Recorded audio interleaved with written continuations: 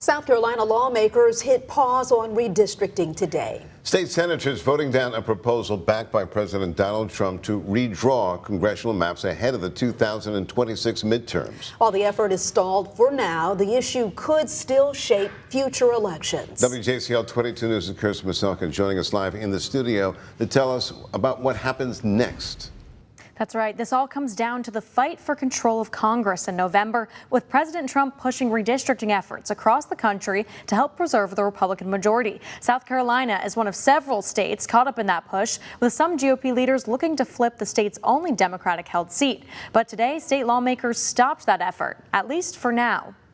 The redistricting battle in South Carolina temporarily coming to an end Tuesday, triggering mixed reactions across the aisle. Tuesday, the state Senate rejected a Trump-backed plan to redraw congressional maps for the current election cycle, a change that could have reshaped the results of the 2026 midterms. The decision followed several days of heated debate after the proposal passed the State House on May 20th. The vote took place the same day as the start of early voting for South Carolina's June 9th primary. Tens of thousands of votes were already cast before the decision, a key argument for Democratic opponents. Every South Carolinian that woke up this morning, that cast their ballot, their voice matters and their vote counts. Some Republicans agreed on timing being a concern, ultimately swinging the vote in the opposition's favor. And neither my conscience nor my common sense will allow me to stop an election that is already underway. The GOP lawmakers leading the push to redistrict argued that it was an opportunity to turn over the state's only Democratic-held seat, represented by Congressman Jim Clyburn for over 3 decades. But I believe this is still our last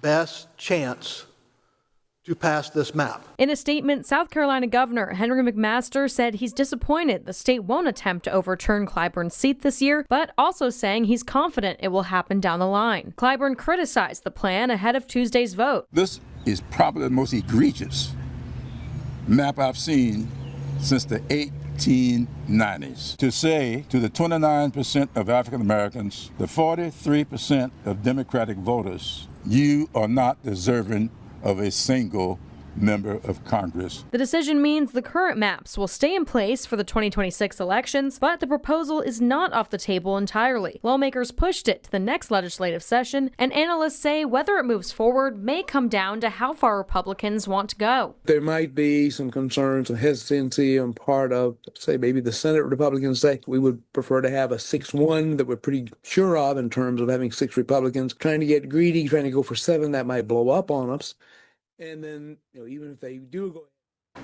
For now, the state's lone Democrat in Congress will keep his district as it currently is as he runs for the 2026 midterms. However, Clyburn says that no matter what his district gets changed to, he will still run to represent where he lives.